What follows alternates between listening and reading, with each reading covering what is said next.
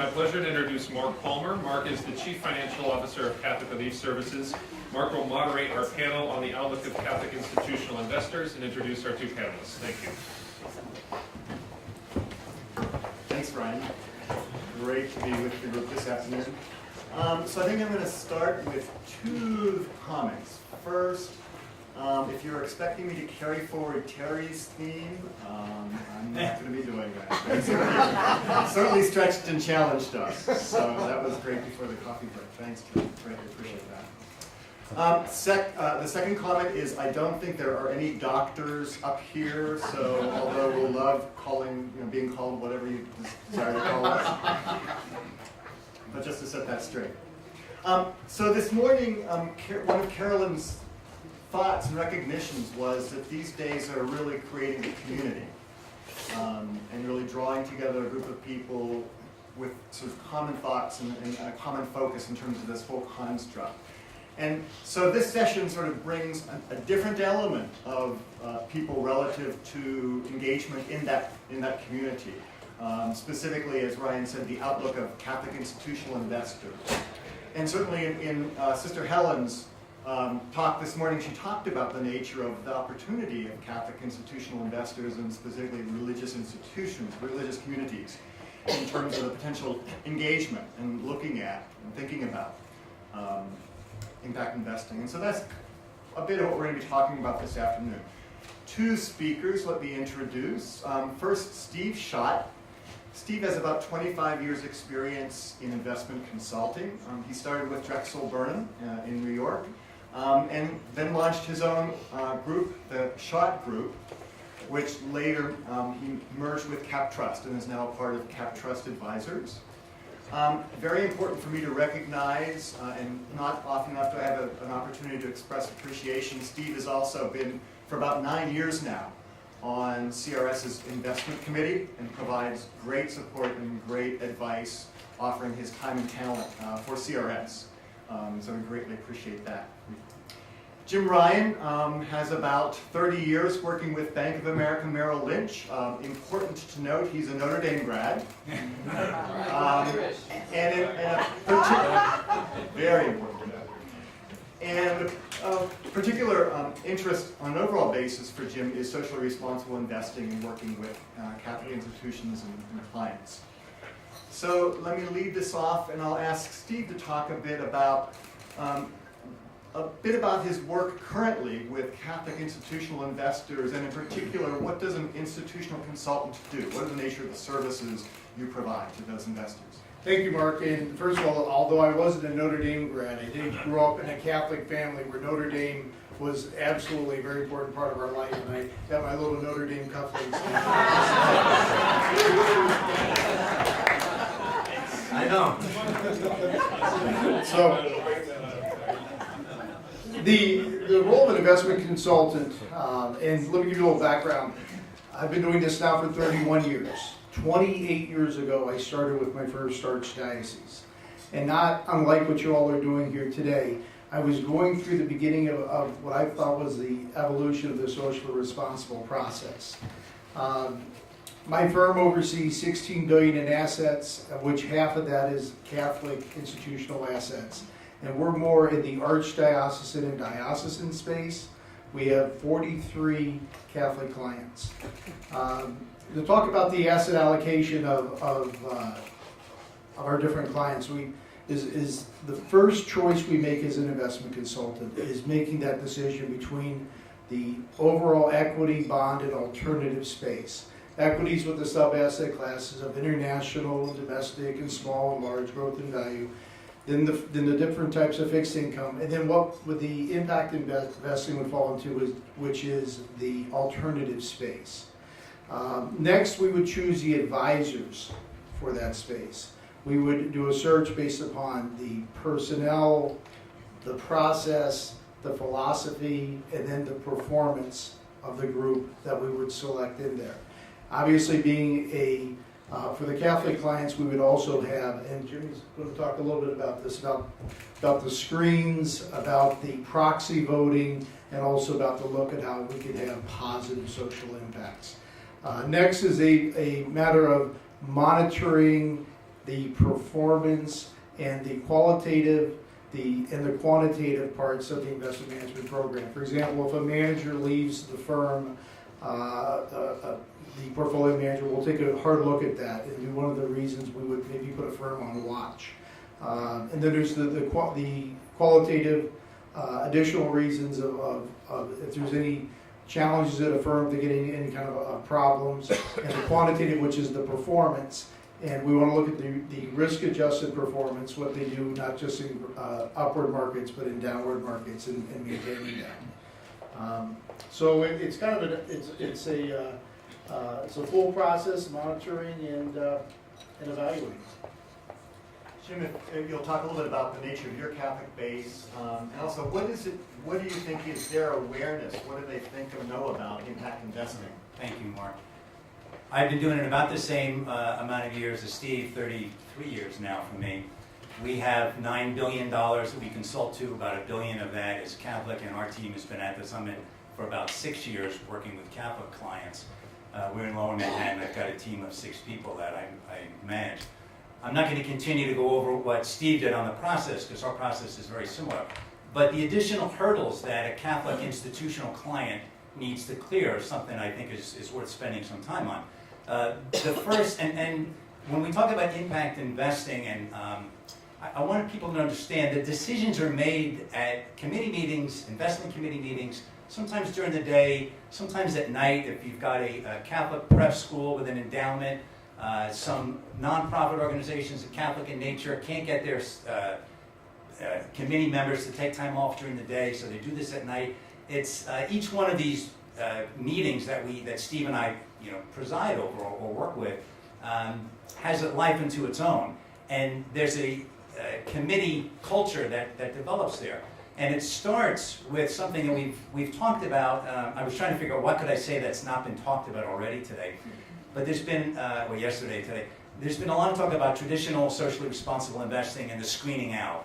And we've all said, well, we're beyond that. But I think we need to talk, I'd like to talk for a few moments just about that process, right, of screening out. Because it's relatively easy for people to get their heads around. There's certain products and services that we as Catholics don't want to invest in. We don't want our capital deployed there, nor do we want to profit from it. But whenever I speak with a trustee of a Catholic organization who is on the investment committee, and I ask them, well, how do they decide what those goods and services are? How do they go through that? They'll often say, well, we leave that to our consultant. He knows or she knows that we're a Catholic organization, and so they make sure we don't go down that road. And that really saddens me, because there's a wonderful opportunity for that committee to come to a collective decision on just what is it that we want to stay away from. In America, and this is all my clients are in America, the conference has done a wonderful job of putting out a very lengthy, good piece on socially responsible investing. It's 14 pages long. I don't ask my clients to read it because it's 14 pages long. But we put together what I call a user's guide to that, and it's 4 pages long, and that they might read. And the bishops, it's a very mature piece, or it's a very good piece written for a mature audience. And they do not say, here is the list of securities thou shalt not own. They just address the issues that you want to address. So there's often agreement from one Catholic client to another, but there are times, surprise, surprise, when Catholics might disagree on things. So I can give you 2 examples that I think of. Anecdotal evidence, but I think we all are driven by anecdotal evidence. We have one Catholic client, the trustees, when we first took them on as a client, already had a very well-written investment policy statement. And in it they said, we will not own the 10 largest military contractors in the United States, period. That's it. So my question is, well, why stop at 10? Is there any difference between the 11th and the 10th? So we got into a conversation of maybe we should use a percentage of revenue, and you don't want to cross that hurdle, and I think we chose 50%. The bishops in their guidelines speak about conventional weapons and avoiding companies who are primarily engaged in the production of weapons. So that's somewhat vague. There's some room for discussion there. But we came to that decision collectively, and that was about a 20-minute conversation. About 2 weeks later, we were with a diocese.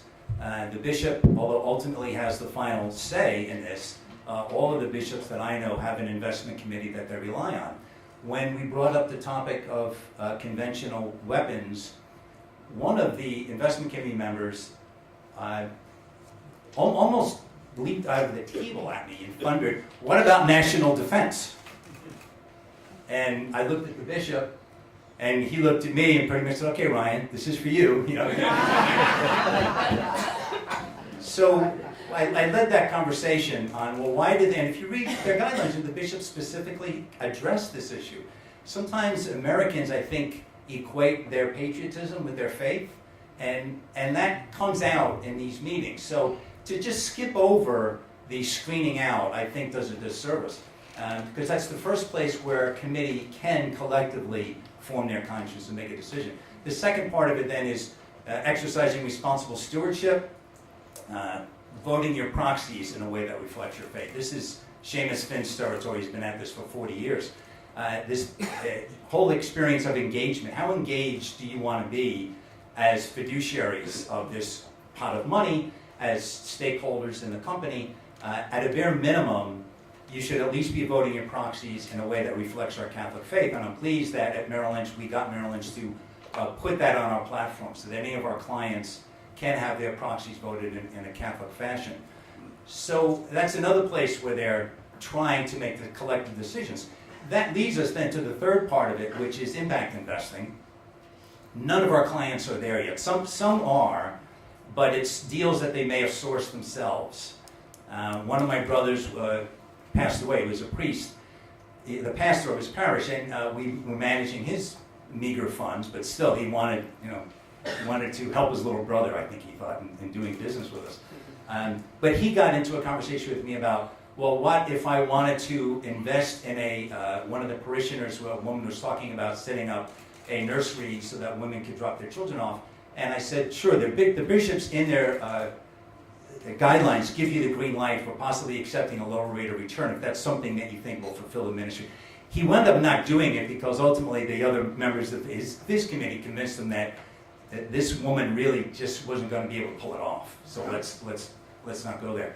So we're thirsting for some source for impact investments.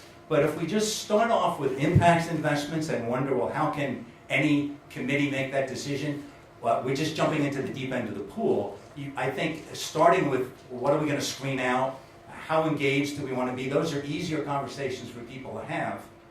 And so if we're, I guess I would challenge any of you here that are in a position of authority, responsibility for managing a portfolio. And if you are just leaving it to the consultants to do that, I would ask you not to do that. So, Steve, let me ask, Jim is saying so far his clients are not looking at impact investing as a part of where they're putting funds. Are you having the same experience with your Catholic institutional investors?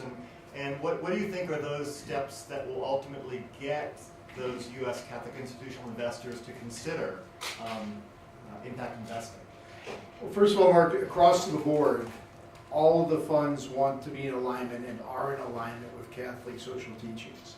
That being said, the opportunity that exists is not been prevalent, and it's not been discussed beyond, for the impact investment, beyond the screens and the proxy voting at this time. I met with, before I came up here, two clients and discussed with them that I was coming here, and they're all very interested to hear about the impact investing. They certainly, there's an appetite out there, there's an interest, and on our job is to educate them on this alternative investment. One other, I agree with that, exactly. There is an interest there, and I did talk to my clients in advance, and they're thrilled that this is happening, and they're wondering, well, what are you going to come back and tell us? One of the thoughts that I had about, that I don't think has been brought up yet, about how this might be received, all of us as investors, well, many of us as investors have a home bias to begin with. So in the United States, the American corporations represent about 45% of the market capitalization of the world, but most of our clients probably have more than 45% of their equity money in American companies, and that's true, I think, of investors in Italy. Probably more of their money in Italian companies than the Italian market is reflected in the in the global marketplace. I'm concerned that that will follow through with impact investing, and American investors, even those of trustees of Catholic portfolio's or advisory councils to bishops, might not be as sensitive to the poor in Bangladesh or Guatemala as they are in Dayton or Pittsburgh.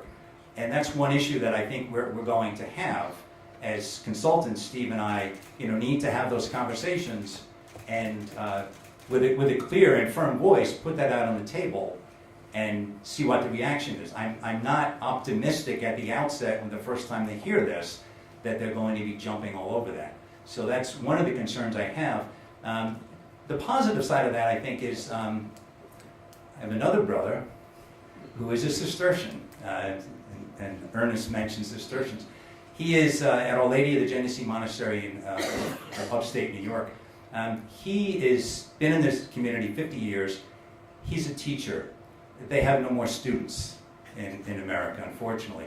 He is now in Nigeria today, as we speak, in a home where they've got one of the largest communities in the order, and he's there 2 or 3 times a year teaching.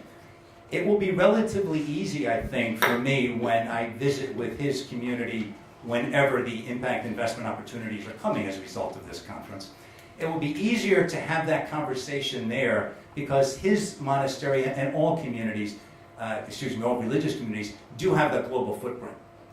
So I'm thinking that maybe instead of starting with the diocese in America, that we go to our clients who are religious communities, the religious orders. They will be much more receptive to this. So I always like to start with the easy ones first, and that's what I'm going to do with that. And Jill, let me underscore what you were saying, that we talked previous to the conference about the opportunities and the challenges. And of the $8 billion that we oversee, the majority of that is pension plans and is defined benefit plans. So there's a fiduciary obligation to make an actuarial assumption. In those plans, the impact investing has to have a very strong investment thesis and opportunity. However, I was thinking I want to be solution oriented here. What are the opportunities?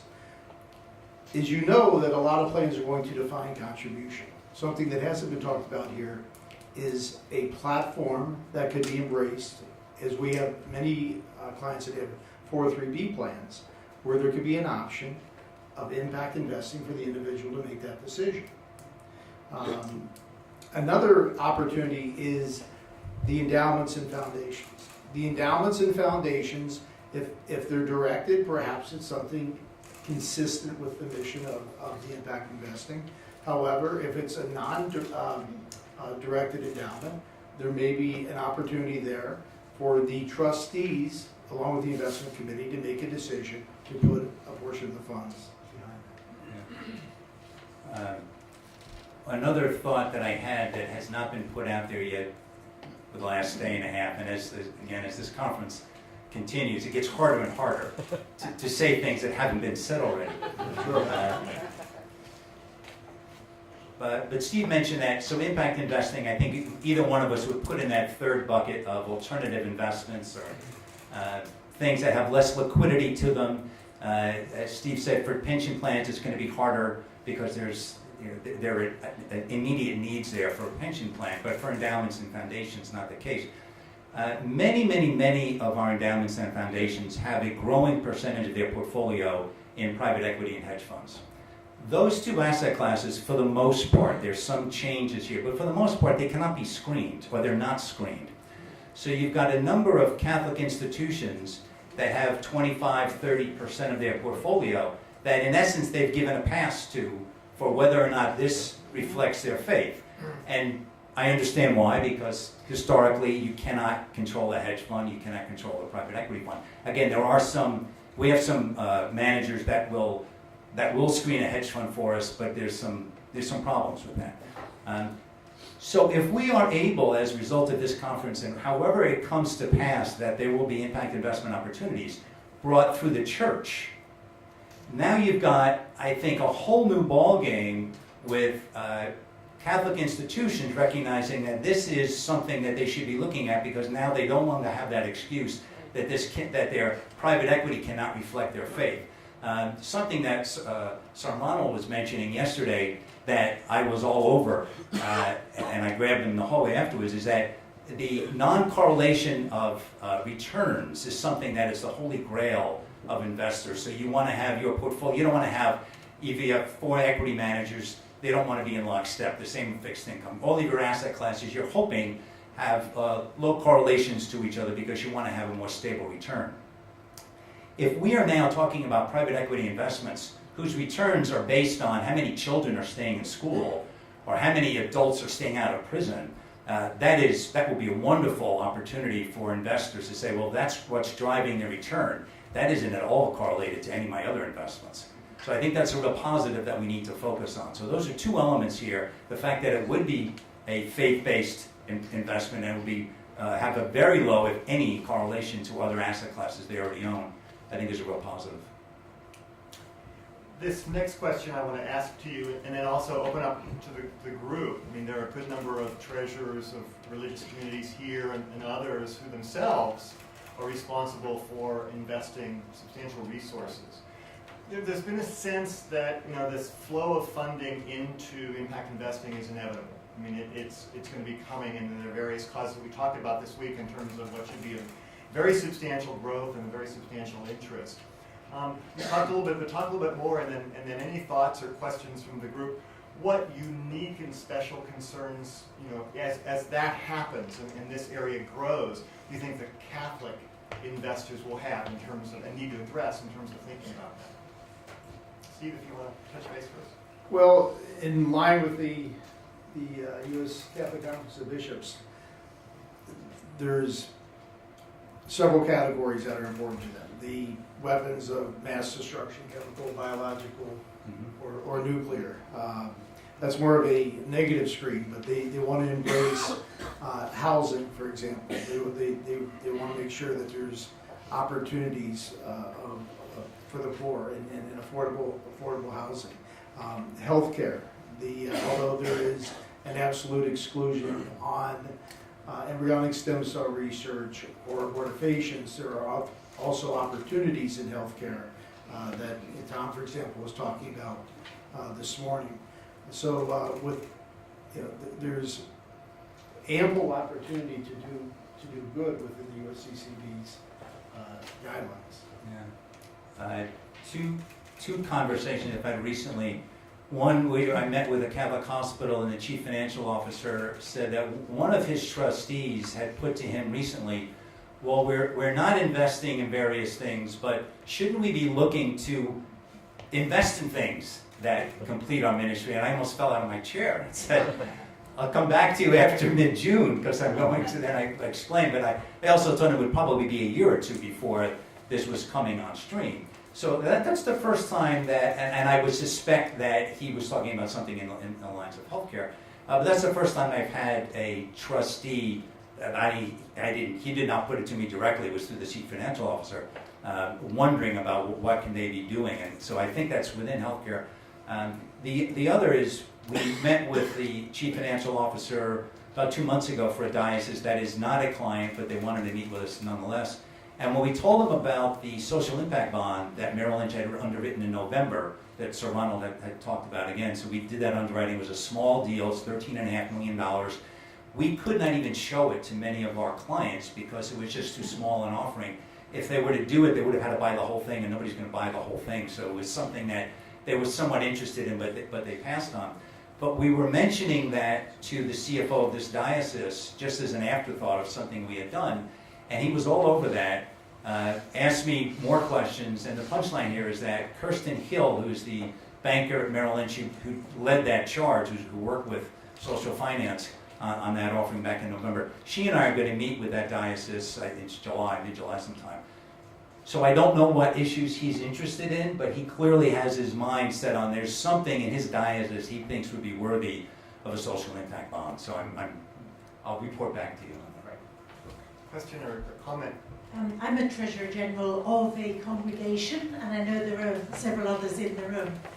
One of the issues, I think, for many of us is about scale. You were just saying, you were offering a social impact bond and the offering that the trustees could make was too small. Now I think that actually together religious orders may be able to participate very well in some of the things we've heard about these days, but I think individually we just don't have the kind of asset you're talking about. And the other side of that is that we also have all our own missions, and we nearly always are trying to invest in those. For example, I'm from an educational order and we're wanting to build a new school in Kenya. And I find myself wondering whether one of the organisations here would be interested in partnering us in that. You want to take that, Steve? From the scale part, it occurs to me, again, being on the solution-oriented, one of the thoughts that I would throw out there is that if there's a sponsoring organization, Catholic Relief Services, that gives a gravitas, that gives an organization that is highly well-regarded, well-respected. I can't think of, candidly, anybody who would be in a better position to do this. I think that would make a difference in accumulating assets and being perhaps a start for this impact investing. And Question over here, yes. Another general treasurer. Yes. First, I'd like to affirm that general treasurers indeed are interested in international markets. Precisely because we're general treasurers, our congregations are worldwide. I have been struck with the fact that there's this much development in this segment of the investment market, and how little general treasurers have heard about it from their investment consultants. Not blaming you guys. I'm just saying that if it's not been marketed well to the very segment that would be the most ready to invest in it, if it was presented in a way that would make that possible. you need a different consultant. I'm thinking about it. Yeah. Let me take that. I mean, every year we go to different conferences, the Diocesan Fiscal Managers Conference, the NATRE conferences, and because of the size that we would have, or Jim would represent,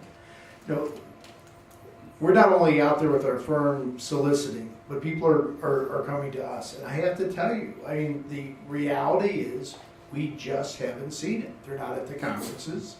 They're not coming to us. And from what we're hearing, clearly this room speaks very loudly and passionately, but that voice is not being heard, at least from the from the perspective of the investment. I mean, and with the opportunities. We know there's alternatives out there, but... Yeah, I would also just add to that, Father. There are additional hurdles, clearly, for a Catholic institution to invest its funds. There's more work involved, it's harder, there's more time. We accept this on your part and also the consultant's part. And there are, unfortunately, I think a lot of consultants out there that are not committed to the space, don't have the resources, they just don't have as many Catholic clients to build scale for their practice. And you learn that only because you're not hearing things. And you find other examples where maybe another order mentions something to you and you scratch your head and say, well, why is that? There's a commitment on the part of the consultant, there has to be a commitment on the part of the consultant that they will continue to be up to speed on issues. I just want to say I go to NATRE every year. I've heard about SRI, I've not heard about this. So just a little reality check there. I mean, maybe I'm in the wrong room. No, I think we're on the same page. It's not that we're not. The people aren't coming to the conferences, and we hear it here. That's why we're both here. Yeah, but the deal flow is not there yet. There's nothing to offer. Right. There's just nothing to offer. To Sister's point, you don't need us to show you investments where you've got feet on the ground. But you're not investing. It's charity there. I mean, it's not charity, but you're just funding. My brother's monastery is funding in Brazil. They're funding in Nigeria. That they can do. Now, the issue is we're introducing a topic of maybe they should be investing in those communities. And there's a difference there, but the deal flow is just not there yet. Another question in the back. Yes. Reading the economic press, seems to be a consensus on the fact that in this moment there is an underestimation of the risk of the market. If you look, for instance, at the VIX indexes. This situation brought us back practically to before 2007, just before the crisis erupted. This has got a good implication because it means that the market is calming down, but it's also bearing some risk because if there is another major crisis, the people will be sort of taken by surprise again, and also the investors taken by surprise. One of the reasons seems to be the overcapacity in all sectors. Name just one: car manufacturing, petrochemicals, even consumer goods. So, do you think that impact investments in area which haven't been tapped in so far could help to stabilize the situation and to make real the fact that the risk is actually coming down and not something extremely volatile as it seems and as the commentators seems to think about? Well, as you mentioned, the VIX index, or for those who are not familiar with the volatility index, is showing that investors in the volatility market right now is relatively low. And historically, when that happens, it could be a bellwether. It has been a bellwether of tougher times. The opportunity in this alternative investment, as in other alternative investments, is to have a non-correlated asset that we talked about. And typically, alternatives actually aren't so much for increasing the return as they are for reducing the risk or the volatility. So to that, in an overall diversified portfolio, it would go to reducing the volatility. In terms of the alternative space that you've been talking about, so are clients not going into private equity that you're advising? Or? No, absolutely. They're Yeah. in private equity. They're in hedge funds. They're in different types. I mean, the real estate. I mean, they're across the board. Impact investment. The deal flow. The opportunities have not. They've not been presented, and we've not come across it. Again, that's why we're here at this conference. So I guess the follow-up question is, what's stopping? What are the stumbling blocks to those who may be putting together a private equity fund that would make them more attractive to the faith-based investor or to the Catholic investor? Because I think, as we've seen at the conference as well, there are a certain level of values of things that would cut across faith traditions as well. So I'm just curious about: is there anybody out there trying to create the kinds of private equity funds that would be attractive to the faith-based investor? Yeah, I mean, there's a lot of private equity funds and developed and that the church is investing in. Obviously, they have the option to opt out of certain deals if it's in contrast to the social teachings. I guess the short answer is yeah, there's many private equity funds out there that one could choose from. The impact investment side of that, though, has not been presented as a selling point. Yeah, Seamus, I just don't see in the marketplace anybody coming to us at Merrill Lynch with impact investment opportunities for our clients. They're not, but they're, as witness this conference, they are developing, but they're not. They're very small. There's impact investment bond. There's $13.5 million. There are things like that are happening, but it's too small for anybody to sink their teeth into. I'll just make a quick comment on that.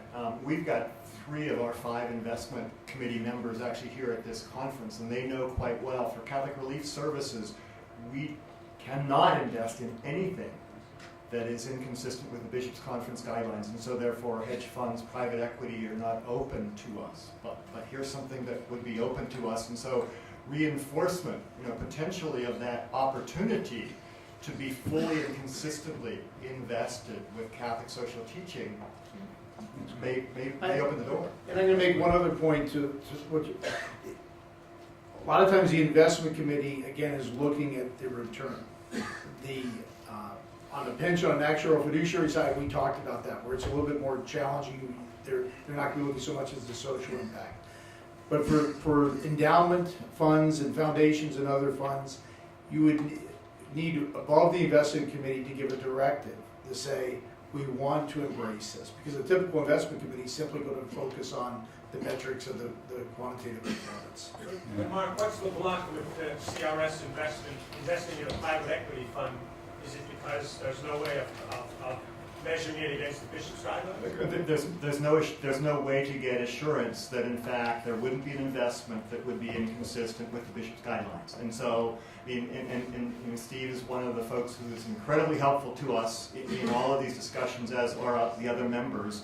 And so we've not been successful. We continue to look at, but we've not really been successful in terms of cracking into those alternative investments. But then I thought I heard Steve say you could opt out of a specific project or that the fund is going into. Now, what did you not say that? Yeah, on certain clients of size, we simply will opt out. We negotiate into the program. And so far, we actually had a discussion with a major real estate investor, and they wouldn't accept that. So it's something. But anyway, we're just share that as one of the considerations. Two more questions. We have time for 2 more questions, and then Mike will Yes. pass on as well. Well, a quick observation and a question. As an observation, there seems to be a lot of interest in impact investing. We are in impact investing. I haven't spent time with any of the treasurers here on impact investing and raising money. We are trying to do stuff at scale. The question, as we look at some of our investors, there are investors who only give us money.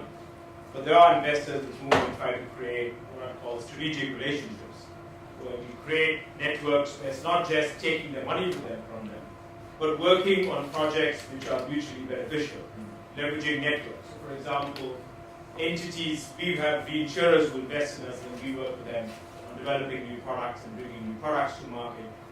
We have developmental institutions who invest in us, who open up their network across some of these developing economies. They have large networks in Africa and Asia, which is very relevant to what we are trying to do in terms of multiplying the impact we have. And I don't know, as you all look at your discussions with the different church investment groups, to what extent is the investment portfolio bifurcated and China born from their impact or their activity portfolio? Or to what extent do people look at it and sort of say, I want to put money here, not just because it's a great investment, but because we can also add strategic value and we can open up our networks and have more impact by working with this entity. Is that all part of the dialogue, or are these two very different dialogues? The work that the church does and the investments the church makes. I think you're ascribing a level of interest, energy, and time to many Catholic organizations that they currently just don't have. They're looking for 25 hours in a day, and so they're managing their investments the best that they can. But they just, at least my clients, don't have a lot of extra time, effort, energy that they want to expend on this. They've got their day jobs, and so I don't see that. Undoubtedly, there are Catholic institutions that want to partner with the underlying organizations you're talking about and get something going there. But I think for the most part, they're the others that I described. Last question. Yes, I believe there are many of us here and many who are not here who would be very happy to go more into this impact investing and whatnot, but we're blocked by this idea that we cannot know anything about the social responsibility of this private equity. Also, our investment charter blocks out hedge funds and also private equity, also because we have no idea of what's in there. And so if we could move something forward in that way too, get some type of a surety that these companies that we are investing in are socially responsible, I think there will be money out there. I agree, and that's one of the reasons that as a consultant, I'm excited about this process, because it's just understood that anything that comes as a result of this will have already been screened and approved, and we're not going to be investing in landmines somewhere, or manufacture cluster bombs. It's not going to be one of these investments. Again, the the opportunity, the appetite is there, but there's a certain level for both sides to come together for the impact investment opportunity to come and demonstrate or have to suggest at the beginning that they're going to be Catholic, socially responsible for these clients would make the difference. And I think we haven't had a chance to really talk about the CRS role or the church role, but I think a piece of it would be really to provide that type of assurance, that it is consistent with Catholic social teaching. One last question. Yeah. Yes. I think we're forgetting the forest here. Just a minute. Last time I checked, the Catholic and the other faith-based institutions provide social services in the context of municipal budgeting. Municipal budgets are funded in part by general obligation bonds issued by and underwritten by firms like Merrill and rated by services like Moody's. Clearly, as the deleveraging or the re-leveraging of American cities goes on, you are going to have a change in the reward system for efficiency in providing those services, some of which could be provided through impact invested entities. So by identifying the contract, which is not hard from a data point of view, provided by Catholic organizations or Catholic affiliated organizations, you would identify a full greenfield of eligible impact investable entities who already have the credibility that they won a city contract in years, in the past years, and now are going to come, when the renewal of that contract comes, and say, can I negotiate a Sir Ronald Cohen social impact incentive?